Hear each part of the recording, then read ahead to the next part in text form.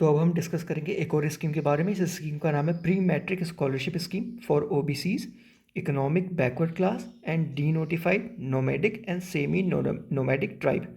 ठीक है। अच्छा, इससे पहले हमने ना एक और प्री मैट्रिक स्कॉलरशिप की बात की है फॉर शेड्यूल ट्राइब। ठीक है, तो इससे ना हम दोनों कंपैरिजन करते हुए चलेंगे। ठीक है। अब देखिए हुआ क्या कि इस स्कीम को रिवाइज किया गया 2021-2022 में। ठीक है, कुछ रिवाइज गाइडलाइन आए हैं इस स्कीम में, इसलिए हम इसको डिस्कस करेंगे। तो नोडल मिनिस्ट्री कौन सी? Ministry of social justice and empowerment. Nodal ministry pre matric scholarship for schedule tribe की कौन सी थी? Ministry of tribal affair. ठीक है। एलिजिबिलिटी की बात कर लेते हैं। तो देखिए इस स्कीम में अगर आप ओबीसी हैं या फिर इकोनॉमिक बैकवर्ड क्लास से हैं या फिर डी नोटिफाइड नोमैडिक और सेमी नोमैडिक ट्राइब हैं, तो आप एलिजिबल हैं बशर्ते आपकी जो एनुअल इनकम होनी चाहिए ना फैमिली की, पेरेंट्स की या फिर गार्जियन की, वो है 2.5 लाख रुपए। सालाना 2.5 लाख रुपए से कम होनी चाहिए। अच्छा, हमने pre matric scholarship for schedule tribe की क्या बात की थी? देखिए उसमें हमने ये बोला था कि 2.5 लाख इनकम तो है, लेकिन अगर बच्चा जो है ना, अगर वो ऑर्फन है, अगर उसके दो माता पिता दोनों की डेथ हो गई है, तो फिर वो, और फिर जिस गार्जियन के अंडर अगर वो रह भी रहा है ना, तो उस गार्जियन की जो भी इनकम हो उससे फ़र्क नहीं पड़ेगा, हम उसको स्कॉलरशिप प्रोवाइड करेंगे ही करेंगे। लेकिन इसमें यह है कि इन केस अगर पेरेंट्स की डेथ हो चुकी हो तो गार्जियन का इनकम भी एप्लीकेबल होगा। अगर गार्जियन का इनकम अगर 2.5 लाख से ऊपर है ना, तो स्कॉलरशिप नहीं मिलेगा।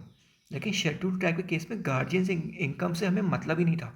ये डिफरेंस याद रखिएगा दोनों स्कीम में। ठीक है, शेड्यूल ट्राइब में हमें गार्जियन के इनकम से मतलब नहीं था, इस स्कीम में हमें मतलब रहेगा। गार्जियन का इनकम भी 2.5 लाख से कम होना चाहिए। ठीक है, तो ऑर्फन से मतलब नहीं हमें इस स्कीम में। अब दूसरा बात क्या है कि 9th और 10th क्लास के बच्चे को ही मिलेगा प्री मैट्रिक, मतलब और 6, 7, 8 ऐसे कुछ नहीं मिलेगा। प्री मैट्रिक मतलब 9th और 10th क्लास के बच्चे को ही मिलेगा, और वो भी सिर्फ गवर्नमेंट स्कूल में पढ़ने चाहिए। जबकि शेड्यूल ट्राइब में हमें क्या पढ़ा था? गवर्नमेंट स्कूल हो सकता है, सेमी गवर्नमेंट हो सकता है, या फिर सीबीएसई या स्टेट बोर्ड जो भी हो सकता है। ठीक है ना, उसमें कुछ ऐसा कोई हार्ड एंड फास्ट रिस्ट्रिक्शन नहीं था। लेकिन इसमें सिर्फ उसे गवर्नमेंट स्कूल ही होगा, सेमी गवर्नमेंट से काम नहीं चलेगा। ठीक है। ओके, एक खास बात और है कि स्टूडेंट के पास और कोई स्कॉलरशिप नहीं होनी चाहिए गवर्नमेंट की, जो कि क्लास 9th और 10th के लिए चल रहा है। ठीक है। अब देखो इनकम सर्टिफिकेट सिर्फ एक बार दिया जाएगा, जो बच्चा एडमिशन ले रहा होगा, उसके बाद इनकम सर्टिफिकेट आपको बार बार देने की जरूरत नहीं है। ठीक है। अब एक और काफ़ी इंपॉर्टेंट चीज़ आपको याद रखना होगा कि मान लीजिए कोई पेरेंट्स है ना, उसके अगर 2 लड़के हैं तो उन 2 लड़कों को मिल सकता है स्कॉलरशिप। लेकिन अगर 3 बच्चे और तीनों के तीनों लड़के हैं ना, तो 2 लड़कों से ज़्यादा स्कॉलरशिप नहीं मिलेगा। लेकिन अगर 3 लड़कियां हैं तो लड़कियों में से कोई रिस्ट्रिक्शन नहीं है।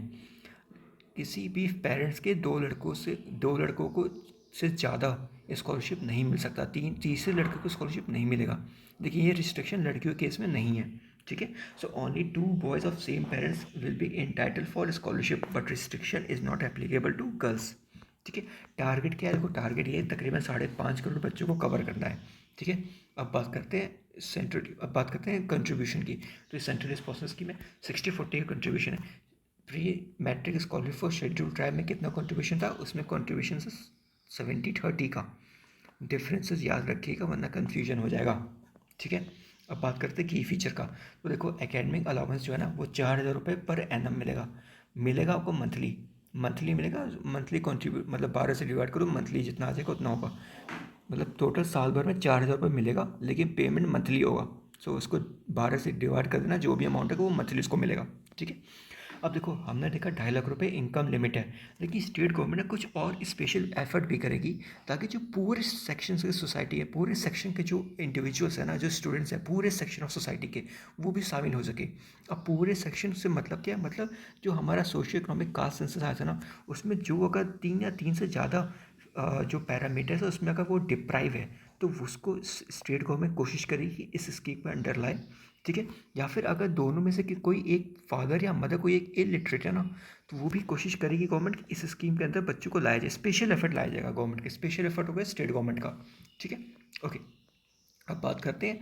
देखो एक चीज़ और कि आपका जो स्कॉलरशिप है ना, वो तभी बच्चों को मिलेगा जबकि जब उसका 75% अटेंडेंस हो। 75% अटेंडेंस इज़ मैंडेटरी, और उसका एकेडमिक परफॉर्मेंस सेटिस्फैक्ट्री हो। अब सेटिस्फैक्ट्री से क्या मतलब है? ये कुछ क्लियर नहीं किया स्कीम में, मतलब ठीक, मतलब पास हो या फेल ना हो, ऐसा आप बोल सकते हो। ठीक है।